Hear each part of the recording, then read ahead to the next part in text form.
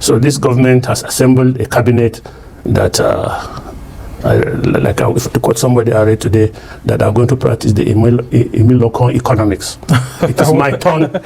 It is my turn economics. Okay. He says it's his turn, and he did what he did. He wanted to be president because it was his turn, not necessarily because he wanted to serve Nigerians or because he had knowledge of what he was going to do. If it was his turn, a sense of entitlement. And so, with such mindset, he therefore assembles a cabinet of like minds. And that is where we are today. You find yourself in a ministry, it's your turn. It's not Nigeria's turn. It's not the turn of the poor masses. It's your turn. So it's a self-centered government of individual interests. That's how it's. You know, that's the former secretary to Buhari, Babashe Lawa, former secretary.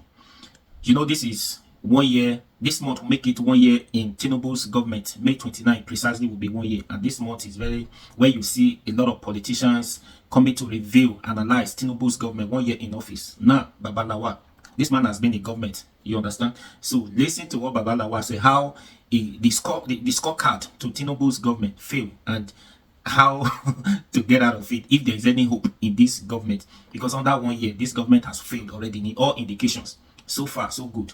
The government has failed under 1 year. If there is anything they could do, probably after 1 year, which we don't know yet, but for what we're seeing so far, all the policies, no one. It's bad policies. And the other one said, Tinubu turned this country into Gaza in 1 year. Problem ahead. How do we survive till 2027? Hear this from Babalawa. And please share, comment, and subscribe to this YouTube channel. Please. What's been your impression of President Bola Tinubu, 1 year since he came into office? Well, I relocated to my village to look after my cows, sheep, and goats. And then I tried to put Nigeria out of my mind because right from the onset, I didn't expect much from the government. Seeing the manner in which they appropriated the power and seeing their justification for it, and I felt that I was not interested in developing hypertension for people that have no interest or the majority of Nigerians are hurt by what they do. So I felt it better to relocate to where I'll be insulated from all that's going on in Abuja. Yeah, that is going on in Abuja. Could it be because you lost out of the power game, actually? Including the candidate you backed. No, for President Tinubu was your friend. You were his ally until you decided to break ranks and then support Peter Obi. So could it be because you were defeated? I don't think that's a charitable way to put it. Okay. I've said it time without number that I did not believe they won this election. I'd said it before the election that they were not going to win the election. So I did not consider myself or the people I had supported as having lost. I was not involved in any power game that I would lose. If I was interested in power, I would have stuck to the Tinubu ticket. So I don't consider that we lost. In fact, given the reasons why I took the positions that I took, I'm confident and that I've been justified for the position that I took.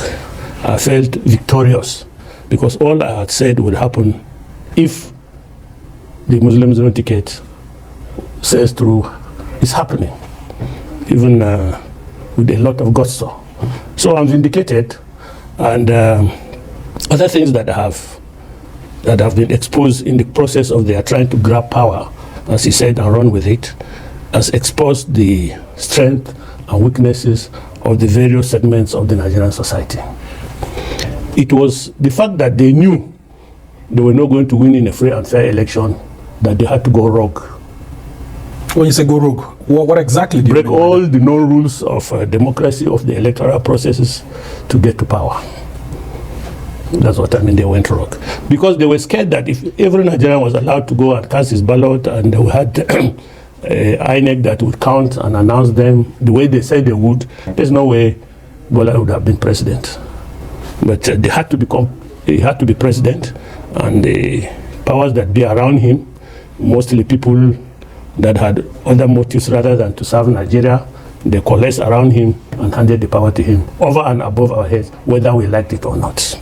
Well, have you read the recent report by the US government, which actually says that despite the challenges of the 2023 general elections, that somehow the elections were a little bit better than what used to happen in the past, to the surprise of everyone? I mean, based on what people like you, politics were saying. Some in international politics, most times you want your own man there. You want somebody you can tweak to do your bidding. And you think that President Tinubu, this government, not just President Tinubu, this government, a lot of the ministers, for example, are residents from the United States of America. Most of their families are there. Some, I understand, have even dual citizenship. So it will serve America's interests very well if such people take over Nigeria. So what would you expect America to do? Interesting submission, but I'm very much interested in your overview of the federal cabinet. Having been the secretary to the government of the federation before, there are different parameters for assessing ministerial performance. Let's start with how ministers under Tinubu, for example, in 1 year could be assessed. Under former President Buhari, when you were there, what are the sort of parameters you use, and you think that it's being used similarly? Well, I wasn't involved in appointing ministers for President Buhari, though I had influence enough to put in 1 or 2 words, but didn't have much say in who becomes minister or who would not be a minister. It is up to the president to choose the people he thinks will deliver on the mandate, will deliver on his own view of what he considers the government should do. So you are known by the friends you keep. So this government has assembled a cabinet that if to quote somebody I read today, that are going to practice the Emil economics. It is my turn. It is my turn economics. Okay. He says it's his turn, and he did what he did. He wanted to be president because it was his turn, not necessarily because he wanted to serve Nigerians or because he had knowledge of what he was going to do. It was his turn, a sense of entitlement. And so, with such mindset, he therefore assembles a cabinet of like minds. And that is where we are today. You find yourself in a ministry, it's your turn. It's not Nigeria's turn. It's not the turn of the poor masses. It's your turn. So it's a self-centered government of individual interests. But in terms of parameters for assessing ministerial performance, how does the office of the Secretary to the Government of the Federation assess ministers in this instance, for example? The Secretary to the Government of the Federation office is the Secretariat for Political Appointees. So depending on who the president is, or depending on who the Secretary to the Government is, ideally, the Secretary to the Government is, in Buhari's time, they used to call me the head boy. the head boy, make sure ministers do their jobs, make sure they behave properly, and so on and so forth. That's our time. However, over the years, this Office of Secretary to the Government has attracted different people depending on their background, their capabilities. Some, when they find themselves there, they just want to manage the crumbs. They don't want to annoy anybody, they don't want to ruffle figures, so they are not kicked out. Some, on account of their relationship with the president prior being government, they have more influence on the president and the cabinet and the policies of government. So it's a whole basket of all sorts of things. Yeah, I mean, I thought that, for example, when it's 1 year or 2 years, there could actually be certain parameters that the office uses to actually assess those in cabinet. Because, I mean, this job is actually a tough job. I mean, being at the cabinet secretariat, you would have to assess every minister and then send some of these decisions, reports to the president and say, look, this person did well, this person didn't do well. Under President Tinubu, we've seen him bringing in the policy coordination office chaired by Adizabala Usman. And we have Senator George Akume also as the Secretary to the Government of the Federation. And one would want to ask, wouldn't there be a clash? Because it looks like she's taking over the job of the SGF, and we are wondering what exactly the SGF will be doing in assessing the ministers. I've given you a background on what happens depending on the character and capability of the... In my own case, I had come into the government through a background that the president knew me very well. I knew the family, I knew almost everybody there, so I was almost like one of the family. And nobody could intimidate me. I didn't have... Initially, for example, during the retreat of the ministers, because the chief of staff wrote the speech and so on and so forth, the president in the closing remarks or the closing remarks of the retreat, he did mention something as an sort of afterthought. And in a government, as traditional in a government like this, all ministers report to me, communicate with me through the chief of staff. He said that prior governments, the Secretary to the Government of the Federation coordinated ministers. Ministers communicate with the president through him. But in our own time, the president said that openly, publicly to ministers. I didn't listen to it. I had it, but I didn't practice it. And I would take my memos, direct to him. If I go in, who is inside? The old lady, who is inside? So person. Okay, when he comes, as soon as that person comes out, I go in with my file, I sit down, we discuss, and I come out. And you didn't have a clash with the late Abakari? I'm somebody that he would not want to have a clash with. Okay, interesting. However, I think there were some underground moves, the people didn't like that. And one time the president did raise the matter with me. Why are you not? I said, sir, I'm the secretary to the government. The constitution says that all constitutional commissions, for example, which the president is the chair, I am the secretary to the government. I'm the secretary, for example, to the National Security Council, which means I have the highest clearance at that level. Technically, sir, I should be sitting here while you are meeting with somebody. And call your secretary. I should be the one to remind you, sir, this was what we told this man, this is why we are going to do the man. So I'm not supposed to pass through an appointed person. I'm a constitutional appointee and secretary to the government. And you know, with my boss, he would just smile. He would just smile, let me be. And so that's how it is. If you don't have that type of relationship prior to your appointment, you just sit in your office and somebody else will take over your duties. And because you don't want to lose even the small crumbs you are getting, you manage the humiliation. After all, when you go out and you buy white abada, so people think that you're a big man. All right, very interesting submission you've got there. Yes. Now let's talk about some of the policies that Tinubu has brought in place since May 29 last year, beginning with the very first one, which you have always been kicking against, the fuel subsidy. And you are saying that this action, which was done without the cabinet being in place, is actually at the heart of some of the challenges that President Tinubu is facing. I mean, you mentioned that in previous interviews. Can you expatiate on that? Well, it's a subject that is worn out by me. Yeah, no, I mean, what could have been the difference if there was a cabinet in place? Almost every commentator that x-rays Nigeria's current problems would trace it to that event. I've read so many people that I respect. Of course, there are paid goons who spin it the other way around. You see, government is collegiate. I said this. We are running a presidential system, but government is collegiate because no one man can do it. That is why the Constitution made room for ministers of different agencies. I would have thought that a policy like this will be tabled. Doesn't matter where it originates from, wherever the policy originates from. It ought, for example, originate either from the Minister of Planning or Minister of Finance, or probably the Central Bank Governor or Vice President who is in charge, Chairman of the Economic Council, or something like that. A memo should have emanated from such similar organizations to the Federal Executive Council through the President, and then they will debate it, analyze it, and have a holistic view of it. Now, consequences will arise.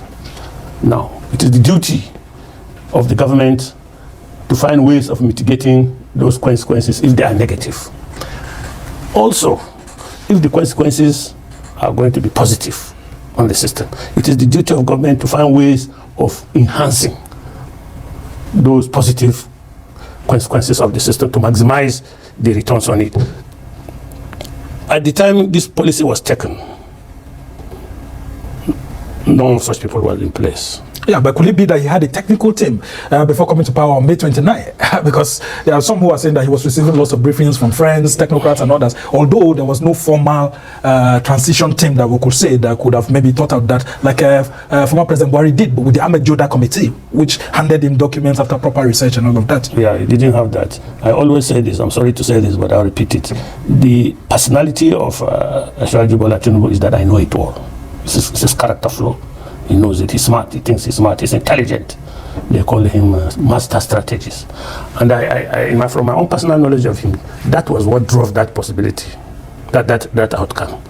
You know. And now it has shown that he has failed in his ability to, in his evaluation of his own capabilities in taking such huge decisions.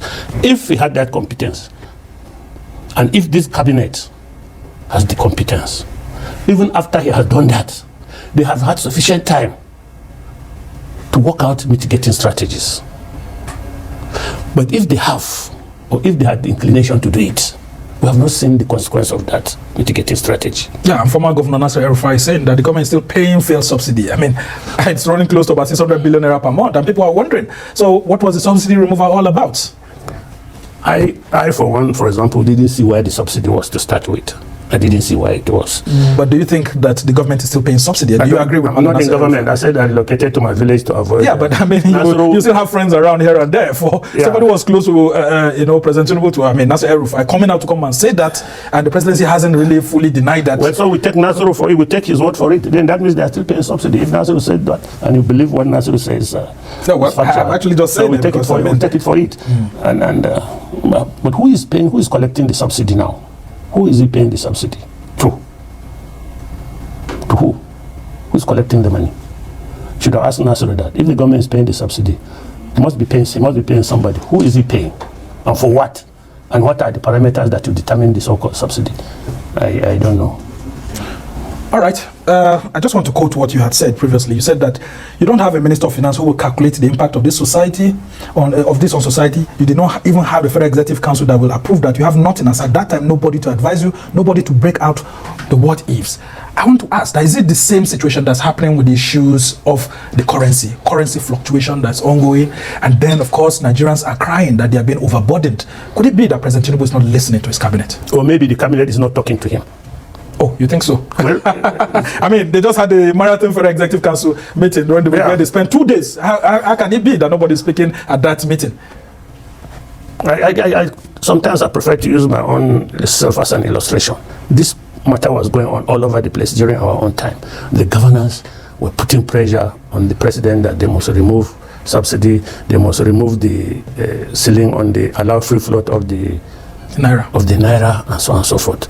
At one instant, I was in Otupo. We went for the burial of Audu other mother or father, but we were in the church, and the minister next to me showed me a news flash that the vice president has said that I think oil will be sold at 270. There. So form of the regulation, a two-stage something. So the minister showed it to me. I said, Oga, have you deregulated the naira? I said, I don't know anything about it. And I mean, Audu is an elder, old man in government. So I mentioned, sir, do you know about this? He said, they don't know. But it was the VP that announced it, that there was something will now be using the exchange rate for something will be 270, I think, for buying the... Could it be when Buhari was in the hospital? No. Buhari was alive. Buhari was healthy, very healthy. I said, we're not too. So when I came back, I went to the president. I said, what is this, sir? Have you deregulated the naira? He said, no. And he didn't say, so where did this come from? He said, well, I'll find out. And the vice president was the chairman of the Economic Council. Yeah. And the governors formed the Economic Council. And there's one thing with governors. In our time, I stopped attending the Economic Council after some time because I didn't see value in it. Because all they do there, when they come on Wednesday, the meetings are always on I think Thursdays. Yes, Thursdays. Third Thursday or last Thursday of the month, something like that. So they would come, assemble in Abuja on Wednesday, meet in one of the governor's house. Yari was their president. They would give Yari their shopping list. Usually, the chairman of the usually federal government is sitting on state revenue here. Usually federal government is doing this with our money. So get our money out for us and things like that. So when we go to it's always about that. So about more revenue for the state, more this. So I suspected that maybe and the VP was their chairman, and the VP was a gentleman. He has a tendency of being soft to the governor. So I thought that's why I took the president. Now after some time, I ran into my friend Okorocha, the president, the chairman of the Progressive Governors Forum. Yeah. We were friends, and we were just gisting, and he said, this dollar, we must deregulate it. We must allow a free float on it. And this oil subsidy, we must remove it. Okorocha was able to convince me that it's worthwhile doing it. Now, as I said, I gave you the background of the governors. When I was coming here, I did some rough calculations. We are now, I think, getting 1.3 million barrels per day at an average of $82 per barrel. That will give you close to $3 billion per month.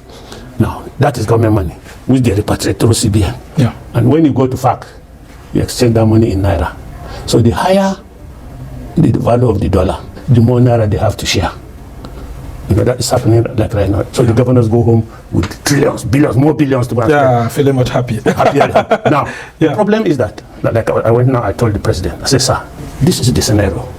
The more naira we have per dollar, the more there is money to share. And we spend in naira. So the more we have to spend on Nigerians. The problem now is how to make sure this money is spent in a manner that boosts the economy, in a manner that mitigates the effect of the high exchange rate. And it's not it's not a long story. Abacha did it and set up PTDF, and we see the results. People were happy, things were moving fine. Till today, you move around, you still see PTDF projects. Yeah, PTDF actually. Shopi also, PTDF. Shopi also. Under Jonathan. Under Jonathan, yeah, did the same thing. So it is what you do with the extra revenue in terms of naira that matters. If you give it to the governors, I suspect what they will simply do, go to Usetu, Zone 4 and change it into law. Well, the road is actually that's the challenge. The governors don't have the mindset that they are part of the total economic system. Well, President Tinubu has been appealing to them actually that now that the governors are receiving more revenues as a result of FAC allocations, that they should act more because people are getting poorer by the day in the states and all of that. But they say it's their money and they choose to do whatever they want to. That is it. They don't seem to think that they are part of the solution to the economic problems of Nigeria. The governors don't think so. You share money at the FAC, it's their own money.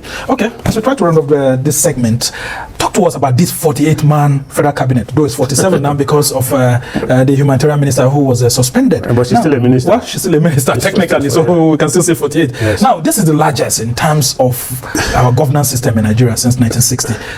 How come people are complaining that they are not feeling the effect of this? Could it be? Because, I mean, President Tinubu felt that having a large cabinet, he could be able to reach out to more Nigerians. How come the complaints have increased more? It's the Emelokon effect. It's the Emelokon effect. What do you mean by that? Emelokon effect, it is my turn. It's not for me to share with anybody, it's my turn. They are 48, they are chosen because of the Emelokon philosophy. So it's my turn. So if I find myself as a minister of humanitarian affairs like Beto Edu did, I will do what Beto Edu did. It's my turn. The money comes, it's my turn. Well, everybody you have the president to actually discipline them, especially during cabinet meetings. The president who is also there on Emelokon, the architect of Emelokon. So, I mean, is that an accusation that the president is doing the same thing? Is that what you're saying? The president, you brought up the matter of president calling them to order, and he has not called them to order, and the box stops on his desk. And he is the architect of Omeloko. He says this is his turn, Omeloko, and he goes there with that philosophy, appoints people, only he knows the criteria. Ministers that up till today, some of them we've not seen them on television, we have not had them on newspapers. The other day I was on one platform where they say Minister of Youth. I think there's a Minister of Youth. Yes, there are two of them actually, a substantive minister and Minister of State. So they say they doesn't even have somebody they call a Twitter handle. This is a platform, or this is a platform where youth engage. I was reading somewhere, one of my girls on a Twitter, on one social group, was lamenting. Minister of Youth doesn't have a Twitter handle. You know, so what are they doing? There's another minister, well, of course, my sister, of course. I like her, I used to like her a lot. I don't know what she's doing. Two of them? There are so many ministers we don't know. Even the ones that should be on the paper every day, defending government policies, propounding government policies. You don't hear them. Every day.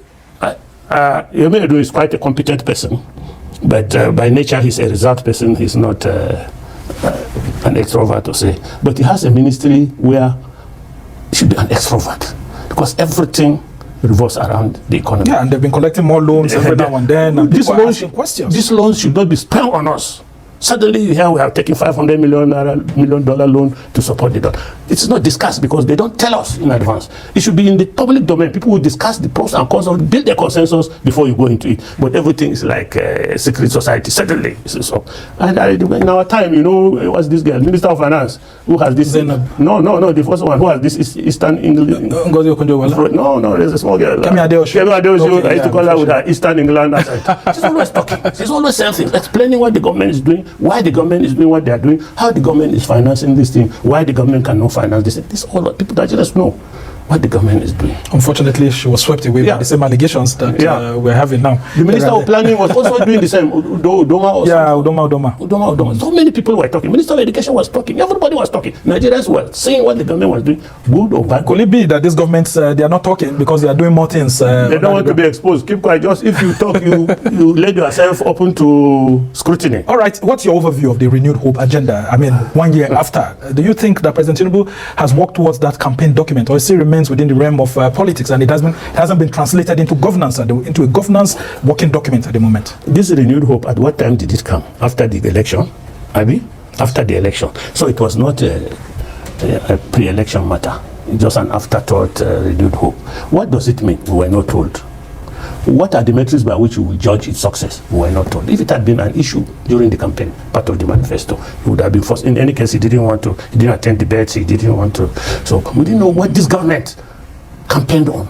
What promises did they make to us, and how can we hold them accountable? Because we don't know it ab initio. We don't have the metrics to judge them, so we don't know whether they are just there. Just there. Well, the president says he's been going abroad and they've been bringing lots of foreign direct investments. Yeah, he has been bringing foreign direct investments, which the people deny. As soon as they make the announcement, the people say it is not so. You're talking about the MESCA. Yeah, we are not aware. 600 million. Yeah, the people say we are not aware. Now we can go to Dubai, we can get visa. Dubai say we are not aware. Everybody says we are not aware. We will do this, we are not aware. So it's a government of, they conjure up what they expect. I mean, Tinubu, right from time, has always been seen as a master strategist when it comes to political talks here and there. Could it be that President Tinubu is overwhelmed in government at the federal level? Because, we are wondering, where's the expertise that Tinubu I have a personal view on this. Okay. Since I have known him, I've known his ambition. I have come to the conclusion that he was more interested in power than in what to do with the power when he eventually gets it. Now he has gotten it, he doesn't know what to do with it. It never occurred to him on what to do with it. You mentioned Lagos. I used to laugh at them in those days when he was governor. I said Lagos will do an interlocal government football competition. They will not be shy in calling it World Cup, because their man said their whole view is just around Lagos. One tribe, one religion, people that by nature are hierarchical in their leadership style. The boss talks, everybody falls in line. And that's the Yoruba culture, isn't it? There are no two bosses, no debate. The boss says it, it's done. It comes into a national scene where 200 and something tribes, everybody with his own challenges, everybody with his own ambition, everybody with his own local issues. People in a system in which, no matter how good you are, there are some people from the beginning will make up their minds. Because you are not their man, they will not allow you to perform. He got into this system, surrounded himself with the Omelokon people, and he's out of his element. Well, the vice president is not an Omelokon man, so that should be one of his closest advisors. We call it spare tire. The vice president has no defined rules. It's what the president. Yeah, but shouldn't he be chipping in a word? And that's why.